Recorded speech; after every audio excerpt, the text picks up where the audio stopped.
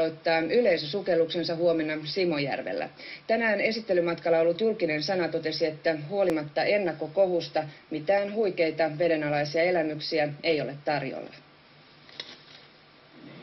10 miljoonaa markkaa maksanut Ranuan sukellusvene on saanut kuluneen talven ja kevään aikana osakseen sellaisen määrän julkisuutta, että lähes mikä tahansa matkailun vetonaula voi olla sukellusveneyhtiölle kateellinen.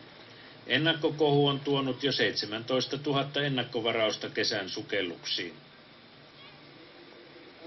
Tänään sukellusvenettä esiteltiin Simojärvellä lähinnä tiedotusvälineille. Mitään suurta vedellistä elämystä tiedotusväki ei kuitenkaan päässyt kokemaan. Laiturista matkattiin 200 metriä, jonka jälkeen sukellus. Se muistutti uimamiehen talviturkin poisheittoa.